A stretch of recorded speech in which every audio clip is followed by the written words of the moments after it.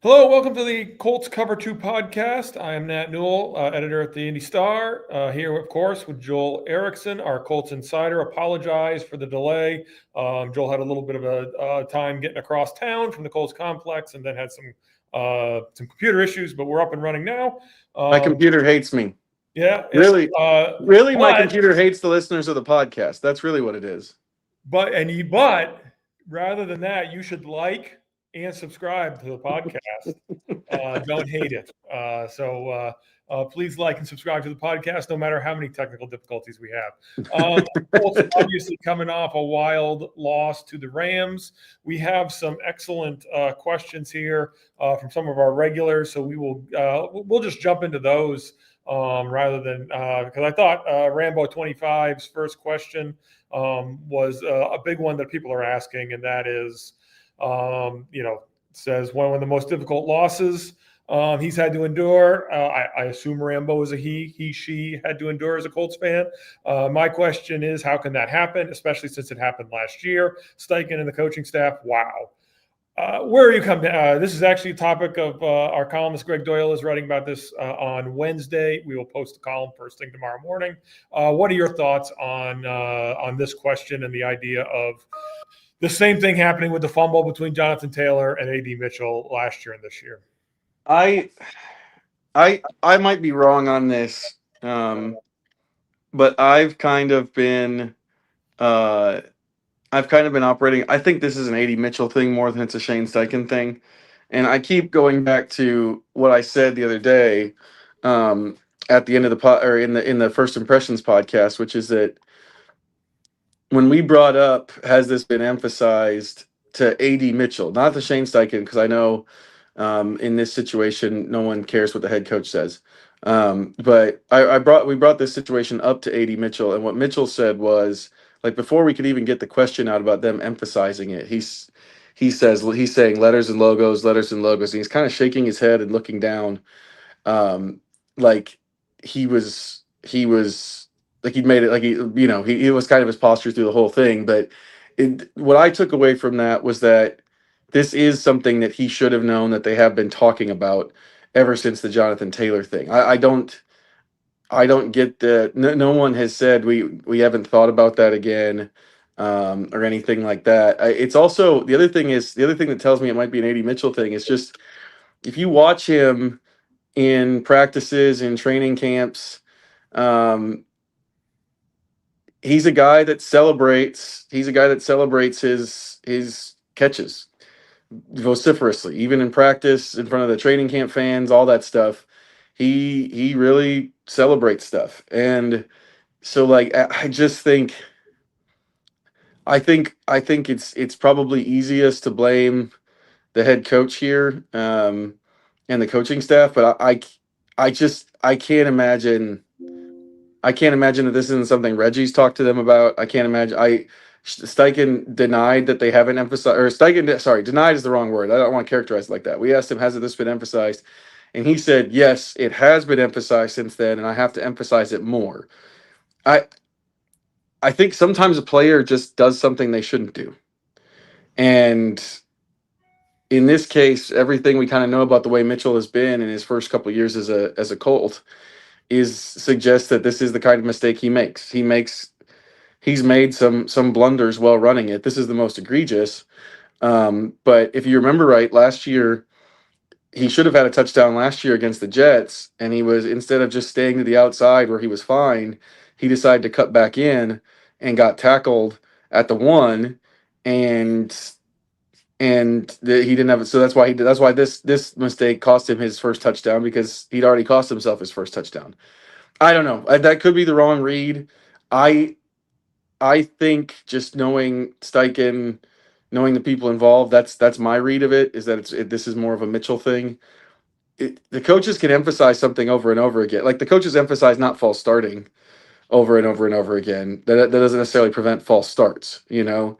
And I just think after it happened with Taylor, and based specifically on that interaction with Mitchell, where he talked about letters and logos, meaning you don't do anything until you're all the way into the letters of the end zone. I think this is something that has been emphasized, and Mitchell made the mistake anyway. Yeah, I would. I mean, I basically agree with what you're saying. I like the fact that Steichen came out and said it's my fault. I mean, that's what the coach is supposed to do. I also We just think this. What's that? we asked, and Greg's going to write something about this. Greg asked Shane today, and he's Greg is right in pointing this out. Shane has sort of a, I think he knows that the sort of the thing you're supposed to do as a head coach is to say, it's my fault. Everything is my fault. And when Greg kind of pressed him on that, like, what does that mean? He said, well, I'm the head coach. All of this stuff is under me, so it doesn't matter. Everything is my fault. I understand that, and I think that's probably why the way the fans understand it and think about it. And I don't think that that's necessarily wrong. Yes, everything is a head coach's thing, but that doesn't mean that it's his mistake. Does that make sense? Yeah, I mean, Like, he can say it's his fault because everything is his responsibility, but that doesn't mean that everybody else gets off scot free and they like somehow he's the one who should have known not to do that. I don't know. It's I don't know if I'm explaining it correctly, but I think he says that stuff out of a desire to take blame off of the coaches and or like the coaches or the players, whoever made the mistake. But like Lou Anarumo did this in the other issue that we have with Xavier or with the 10 men on the field. Shane tried to say that was his fault too, and Anarumo was like, "Yeah, I know Shane said that, but this is my fault. I'm the defensive coordinator. I'm in charge of the personnel." So that's another one where, like, yes, ultimately that is kind of his issue because everything is Shane's issue. But realistically, it's on Lou Anarumo and it's probably on the defensive backs coaches. yeah. As someone who is a boss, I've always told people when I bring in a new assistant or whatever, everything is your fault. With the only caveat being there are certain things where if someone just flat out, I'm going to use in this case, literally drops the ball, it's that is a little different. So, but again, I mean, it all comes back to you as the head coach. So I appreciate him saying that. I also think Mitchell makes an unbelievable play to get what should be a 76-yard touchdown, first touchdown of his career. I don't know how in that split second of excitement you're going to remember what the coach told you. Now, again, I'm not excusing Mitchell in any way, shape, or form. He screwed up. He knows he screwed up. I just think, so again, I agree with you that, like, I mean, is it right to ask the question of how much of this is on Shane Steichen? 100% it is. And at some point, you have to, there is an issue with the head coach. I mean, if he can, I mean, Chuck Pagano always said it's my fault, but nothing ever got fixed. Chuck Pagano was a fairly successful coach here. I don't want to exaggerate that, but he would say things were a problem, but then he would never fix them. I actually think Steichen has improved in that area. He brought Jones in. That was not an easy call. Easier call. I don't think it was an easy call either way. The easier thing to do was to keep Anthony Richardson as the quarterback, and he didn't do that. I think. Well, and here's a question for you: Does Mitchell play Sunday, or do you think he's a healthy scratch? I think it's trending towards he doesn't play. And that would be a sign that Steichen, even if maybe that's not what absolutely positively should happen, it's probably what needs to happen. And I don't even have a problem telling Mitchell, hey, we're sitting you this game. We want you to know if this doesn't happen again, we're never bringing this up again. If this does not repeat itself, we're all good. We're all good after this, but we still need to do something. So that's what we're doing. And so, but I would to me, it's a different Shane Steichen if Mitchell is not playing Sunday. And I know nothing. I would say that he's not playing. He said, what did he say today? He said, we're going to see how the week goes. That's all he'll say on whether or not he's going to play. Which is probably all he should say. But like if he was definitely playing, why would you say that? Right. Like he's kind of implicitly acknowledging that there is the possibility of him not playing, which to me sort of tells you that he very well could not play. Like he was asked today, what's the difference between, A.D. Mitchell dropping the ball and then say, benching Anthony Richardson last year. If you remember right, like Richardson's bad game, he didn't bench him in the game before it. He was Right. terrible in the first half of that game. 2 of 15. This is even before we talk about the tap out. He was awful in the first half and threw a terrible interception at the end of the first half that cost them dearly. And he didn't bench him in that game. He benched him after. So if that's what he actually does, if he leaves Mitchell in the game, which it sounded like that was a game plan thing, they didn't have Alec Pierce. I I think you probably could have gone with Ashton Doolin. There was only one more catch for Mitchell. Ashton Doolin definitely doesn't get the holding penalty on the Taylor penalty, so you probably definitely could have gone with Ashton Doolin. But Doolin is more classically trained as Pittman's backup rather than Pierce's backup. So maybe that's the decision they made, and then that would make it consistent. That would make the benchings consistent if he misses this game um, for this infraction after being left in the game last week. Yeah, and I'll add Rambo's final question here. How many opportunities does AD Mitchell have to make a positive impact on this coaching staff, to have a realistic chance to have a future with the Colts? Time is running out after Sunday. I mean, I think that's fair. I don't want to me, you never say one more mistake and you're done, because it depends on what kind of mistake and how. And Mitchell responded the way he needed to respond. Not that there was any doubt about that. I mean, he didn't minimize it at all. I mean, he was devastated, and he deserved to be. You make a mistake, you pay the price. I mean, that's how it works. He's also a very talented receiver, as he's shown. He hasn't shown a ton of production, so I wouldn't think that he's got another mistake of this caliber. But I don't know. I don't think you say one more mistake and you're gone. I think you let this play out a little bit and make a decision as you go along. I don't think they would move on from him in the middle of a season. He was a second round pick. Even I mean, Juju Brents is probably the fastest they move on from one of those, and even that took until another injury happening the next year. So I don't think they would necessarily like cut him this year. I do think that his playing time could be significantly affected. He was really playing, I think something like 10 to 15 snaps a game, or maybe less than that before this. And realistically, like I said, none of those mistakes have been as bad as this one was. But realistically, he's made a bunch of these mistakes before. There was the one I mentioned where he cut back inside and cost them a touchdown against the Jets. There was another catch, and I cannot remember for the life of me which game this was last year, where he inexplicably ran out of bounds when there was like nobody for 10 yards, and he easily could have gotten another 5. He didn't pull the ball down against Denver when it was clear they didn't have the trick play last year. He threw that into the Nick Bonito touchdown.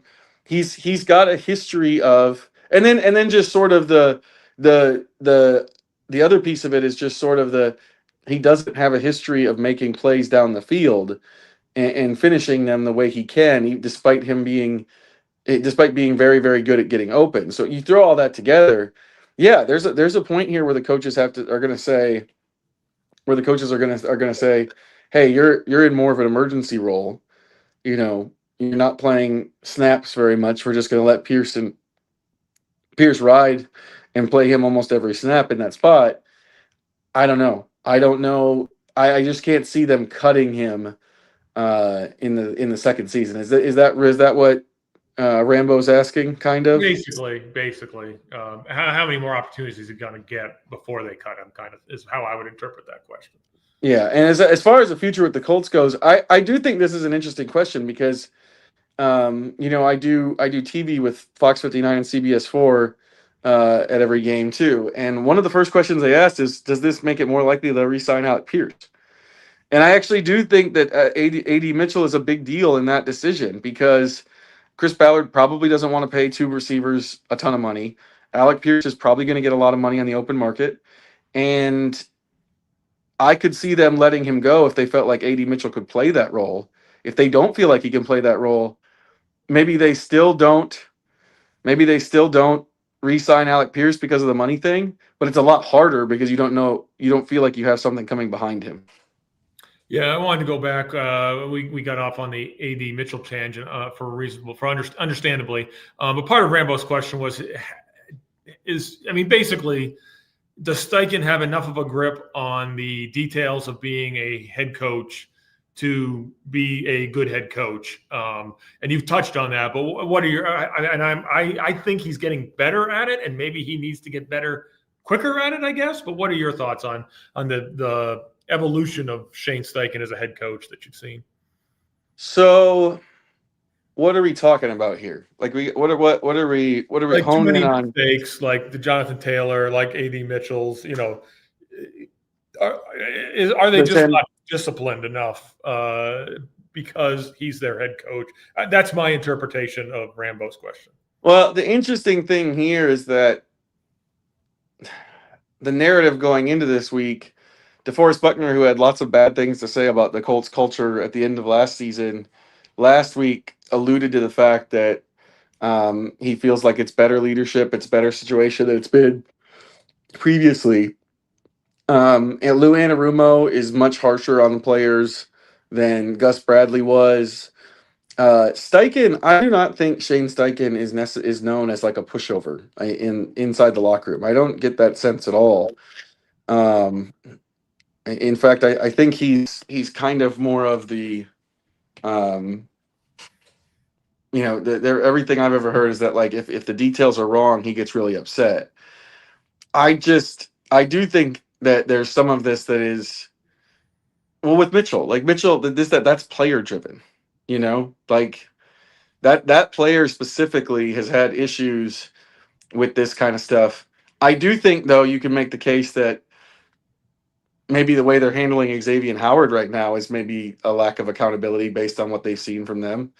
Um, that it seems to me like they're going to start him, and I wouldn't. I don't know if they feel like their options behind him aren't better, but I can't imagine how they're much worse than Xavier Howard has been in the Broncos and Rams game. So maybe you can say that. I don't know. They did bench the starting quarterback last year. Now, granted, they coddled him to get to that point, but they did bench him. It's kind of a mixed bag of things, and it's one of those things that I think is really hard to tell. I think it's harder to tell than people realize whether or not they've got the right amount of accountability. We know that they fine players for certain infractions. I don't know. I don't know if there's a he called him into his office for a sit down. I don't know. Short of, if he does bench him, I think that would make him probably in the harsher coaches in the NFL and not the other way around. So I don't know. That's a lot of talking to say. I'm not 1,000% sure. I think if that stuff keeps happening, then maybe you think that. But the other thing is like no one's going to play clean. Like no team is going to play completely clean. This dropping the ball before the end zone, I admit though, is there's like 6 times in the NFL that it's happened, and like 2 of them are the Colts in the last calendar year. So I do get that. I do get how it feels like that. I'm surprised. I will say I'm surprised how many people seem like ready and willing to just be completely out on Shane Steichen at the drop of a hat this year. It is weird. Everything is like an existential question about why is this guy the head coach when they've surprised basically everybody through the first 4 games. And I have questioned his communication skills with the media are not great. And that's something that, I don't know how much experience he has with that, and how we could also discuss how important is that. I think it matters. I don't know, but we could certainly, argue about whether it's how, it's fairly low on the list in all likelihood, but it makes things easier if you are communicating your thoughts better. But messaging, I'll say, this is what I'll say. I think messaging to the public is important. You want the team to feel, you want the fans to feel like they understand stuff, but I also, the cynical part of me thinks that it doesn't really matter because you have coaches who are, very forthcoming and explain themselves. Like Tony Dungy was probably that way, and people love them because they win. And you have guys like Bill Belichick who never said anything and was almost insulted if anybody asked and wouldn't give answers. Like, I do think it's funny sometimes when people are like, well, why, if you just ask the question harshly enough, you'll get an answer. No. Yeah. No, I covered Sean Payton. That's not true. Like, you won't get the answer you want if Sean Payton doesn't want to give it to you. It doesn't matter what you say or how you say it. Same thing. That's kind of what my understanding is with Belichick, is that he was the same way. I really think that the public's view of the head coach comes down to whether or not they're winning, which is why I'm a little bit confused what's going on with Steichen right now, because like I'm shocked that they've been this competitive and that they're 3-1, and I feel like most fans are too. But it does feel like everyone's ready to take mistakes and like one mistake and be like, okay, he's out, and it's like, but they're 3-1. Yeah. They're not 1-3. Um, and Sean Zibikowski, I'm assuming I'm hoping I'm getting that right. We will definitely get to your question, but I want to hit a couple things here quick. And I also want to praise Sean. Had an opinion on the podcast last week about Richardson in the red zone, and was right. So I always want to give credit where credit's due. Too many people. I used to do predictions for high school football games, and people would always email me after I got one wrong and tell me how dumb I was. And I would always point out that if I picked them after the game was played, I'd get fewer wrong. So credit for Sean for sticking up here. So Sean, hang with us, and we will definitely get to your question. But what was the latest on the injuries with Pierce and some of the and some of the others from today's press conference? I don't think Kenny Moore's playing. I don't get the sense that Shane Steichen didn't necessarily say that, but I just kind of the way he's talking about Kenny Moore and him not practicing today, I get the impression that he's probably not a likelihood to play. I think you need to be careful with that Achilles. I think the Colts understand that. I mean, sports fans in Indiana get this. The Pierce, I do think, is on track to play. Pierce practiced today. He was wearing a blue jersey. A blue jersey means that it is a full practice. It's not a red jersey. Red jersey is non-contact. Non-contact, for those who don't know, that's the fourth step of the protocol. Contact is the fifth step of the protocol. So any player that's in a blue jersey after being in the concussion protocol, that's a good thing. Well, good if you want them to play. So Pierce, I would say, is probably on track to play. You can have a setback. That's important to remember. You can have a setback in the concussion protocol if your symptoms reappear after you get back to practice.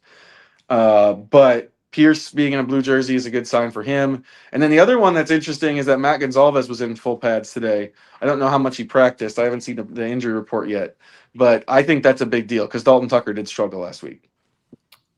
And then we will hit real quick on the Raiders here. We actually have both kind of agreed. Here's the injury report. Zaire Franklin did not participate with an ankle injury. Gonzalez was limited participation. Tyler Goodson not participating with a groin injury. Xavier Howard did not participate due to a personal matter. Moore did not participate, Achilles. Alec Pierce was full participation. Daniel Scott did not participate with a knee injury. And reading that off is a reminder of just how exciting some of the emails and information we get are. The other thing is that like with Franklin and Scott, you have to wait until it's Thursday before you actually figure out if those are injuries or not, because guys have nagging stuff, and then they end up not, they end up practicing on Thursday and then they're fine and they play in the game. So the guys coming back on Wednesday is really, to me, more of the bigger injury thing than anything else. The Raiders, speaking about the Raiders, you were going to the Raiders. The Raiders have one very large injury, very large, very important injury. They just placed veteran left tackle Colton Miller on injured reserve, and the backup to left tackle Colton Miller, who's very good and very experienced and has played like something like 11,000 snaps or something, is Stone Forsythe. That's the primary backup. Stone Forsythe, since I know none of you were following the Giants, Stone Forsythe was cut by the Giants at the end of training camp.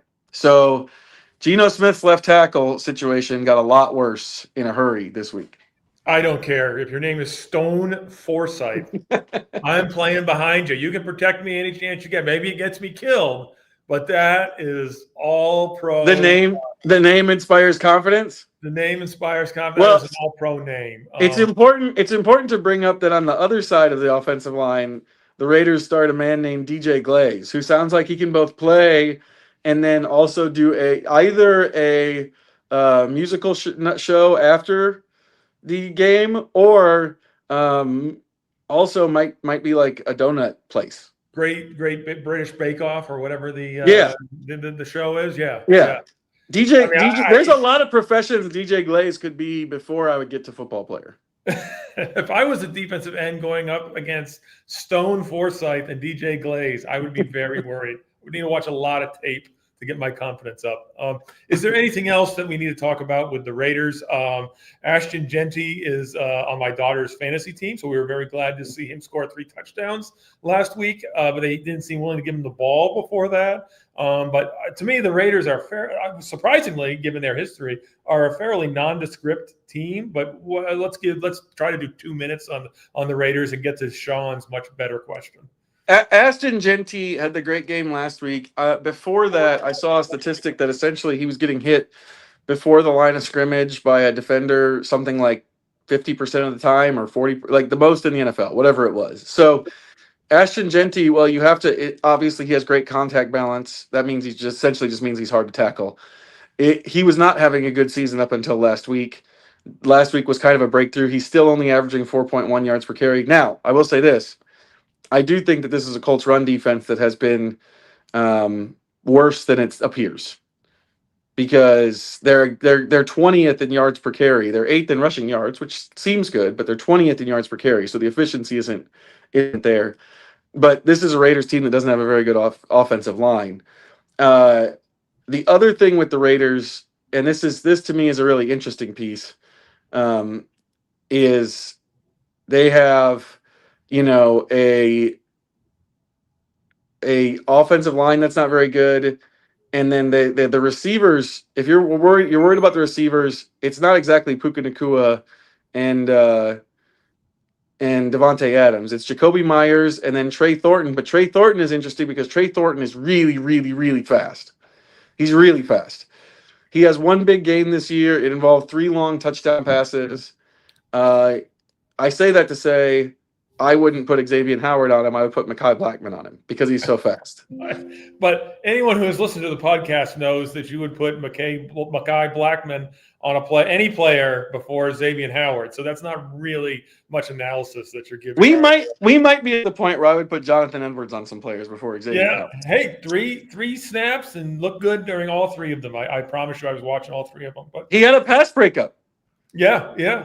He had a legitimate pass breakup in that game, which Xavier Howard, got turned around and run past. So I almost think it's a justifiable opinion to think like maybe I would take Jonathan Edwards at this point. All right, we will get to Sean's much ballyhooed question here. It appears that the rest of the schedule before the bye is much more manageable than after. How important is it to stack wins before the bye, especially since the offense is so healthy? Let me run down the schedule here real quick. Obviously, Las Vegas on Sunday. Then they've got Arizona, Los Angeles Chargers, Tennessee, Pittsburgh, Atlanta, and then the bye. We'll get to the bye after the bye schedule after we break this down. Las Vegas and Arizona at home, I think those are 2 games you kind of need to win. At Chargers is a loss. Tennessee Titans. Hold on. The Chargers don't have any tackles, like at all anymore. They lost Rashawn Slater in the preseason, and they lost Joe Alt on Sunday for a significant amount of time. So, I agree that that's a hard game, and you probably would feel really good about winning it. It's a lot easier to see them winning it if the Chargers don't have any starting offensive tackles, which led to them losing to the Giants last week. That's fair. The Colts don't really have a pass rush, so that kind of balances it out. But Tennessee, you play Tennessee on an empty field in the middle of Kansas. I think you should still beat them. You play at one of the players' homes. I would think you should beat them. But at Pittsburgh, there's probably that's a tough game. That's a tough game.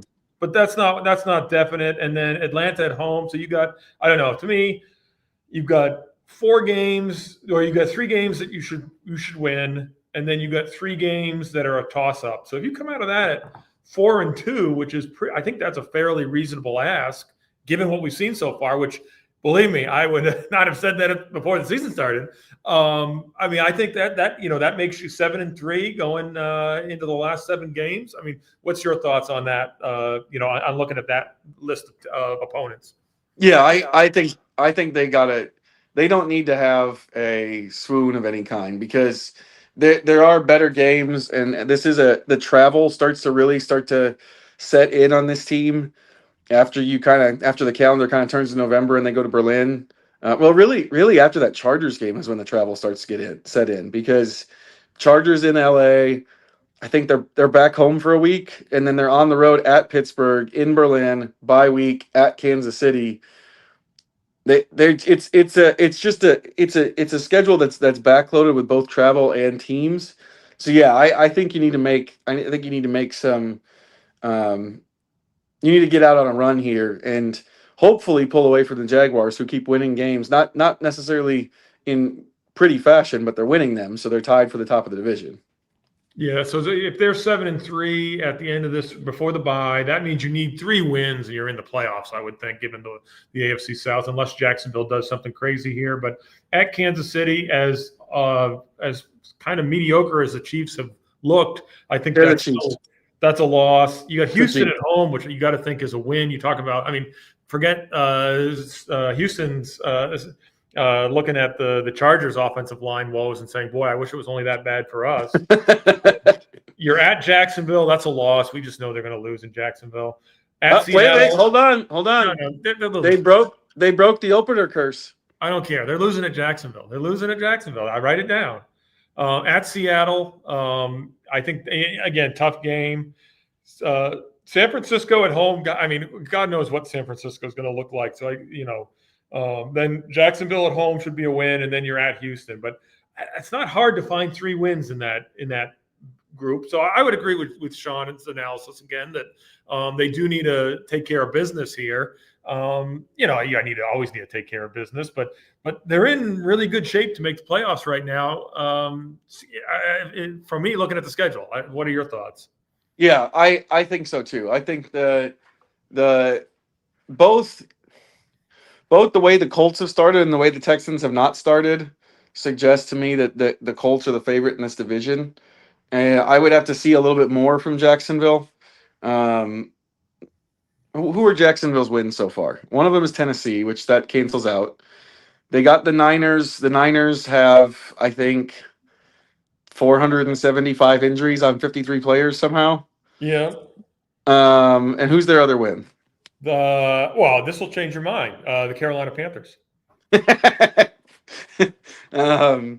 So yeah, I still need to see more from Jacksonville to think they're a real threat. I think their schedule starts to get a little bit harder here in the next couple of weeks. I think if you're the Colts after that start, if you start 3-0 and you don't win the division, you feel pretty bad about the way the season went, unless it's a situation like Detroit and Minnesota last year, where one team is 15-2 and one team is 14-3. You can't feel bad about those no matter what. I don't think we're dealing with that here. I do think that with this schedule, especially as front-loaded home-wise as it is, I've always kind of thought you need to get a run out on everybody else and kind of grab control of the division and make everybody try to catch you. And then, the Jaguars lost to Cincinnati, but that was with Joe Burrow. So, Jaguars coming up schedule: home versus Kansas City, home versus Seattle. That was the game. That was actually the game that Burrow got hurt in, and they brought Jake Browning in, and Jake Browning threw 3 interceptions and somehow still beat them. Yep. And then, so home versus they got 3 home games in a row against good opponents: at Las Vegas, at Houston. Home versus the Chargers. They get the tougher teams at home, but I would rather have the bad teams at home, so I have a better chance of winning. At Arizona, at Tennessee, Colts, Jets at home. That's not a good team at home.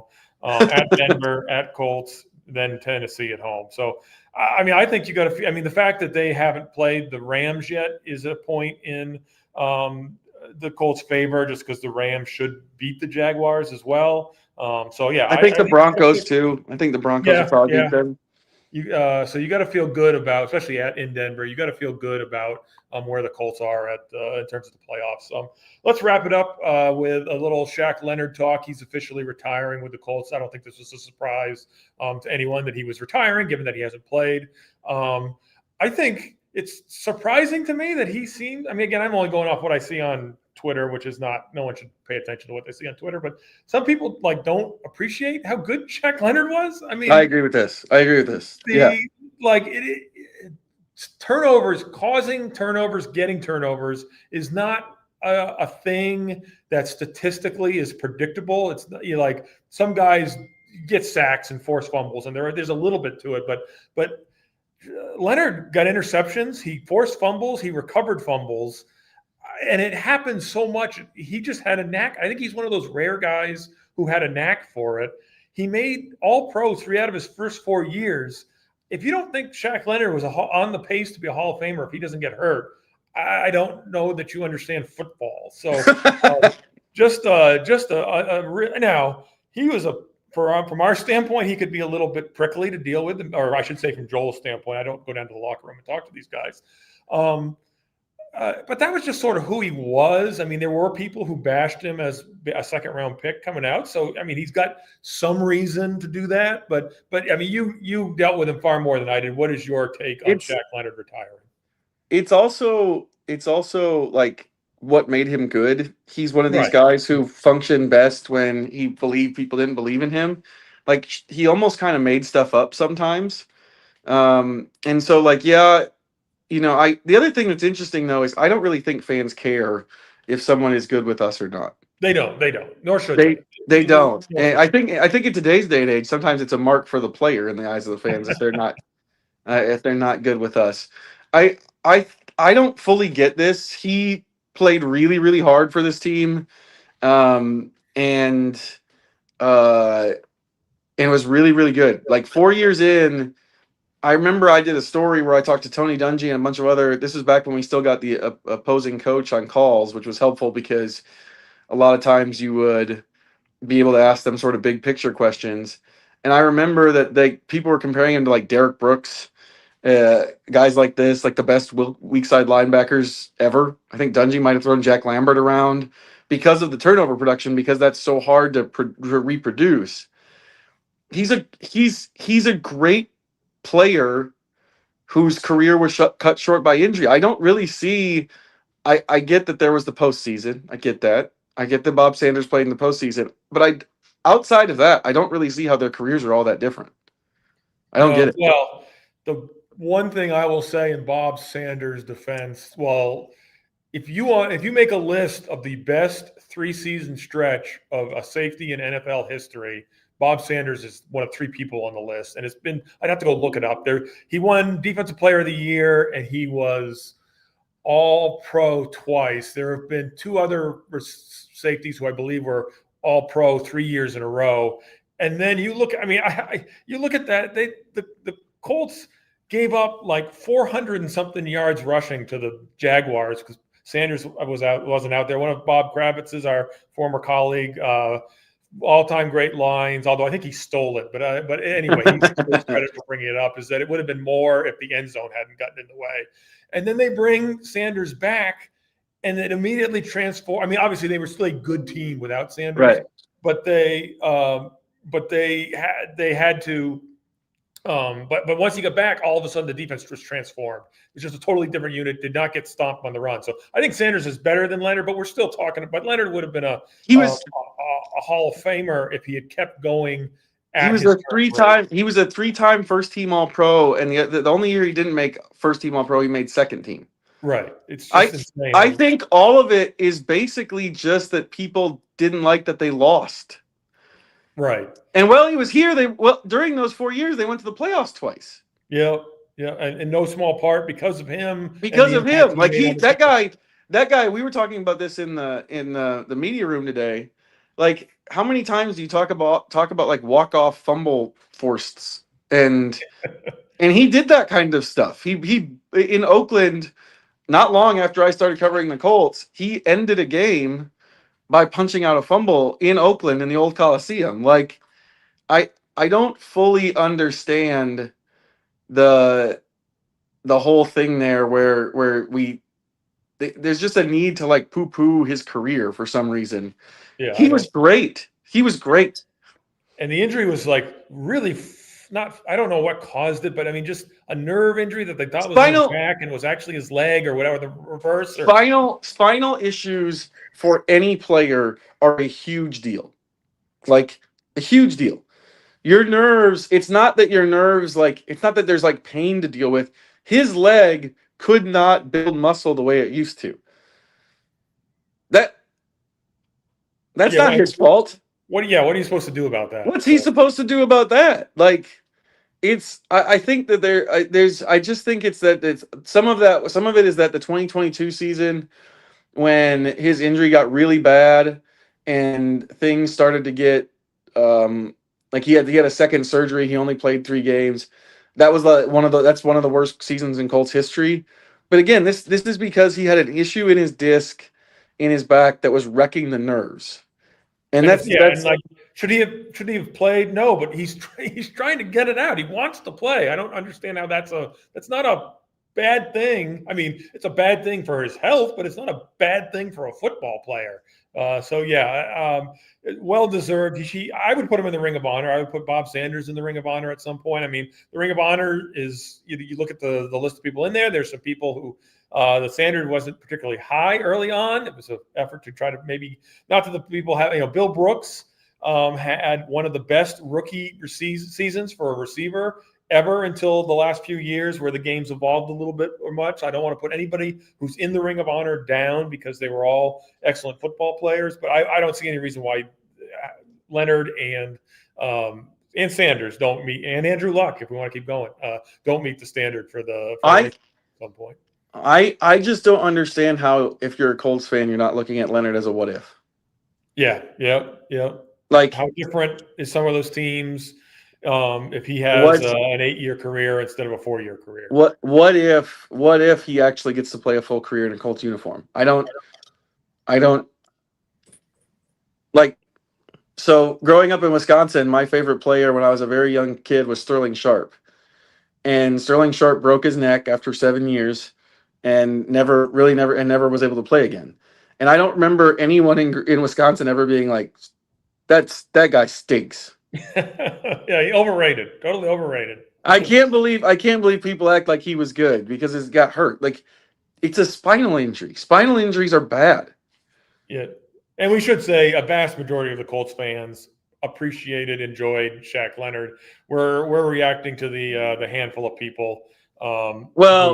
Unfortunately, and we probably don't talk about this enough, but unfortunately, the way we get feedback from people is mostly on social media now. And I don't know if any of you have been on social media. I assume most of you have, but it's not the happiest place in the world. But let us appreciate on Sunday what Shaq Leonard did for the Colts. We're going to wrap it up there. We appreciate our live listeners. We appreciate our Rambo 25 and Sean for asking questions.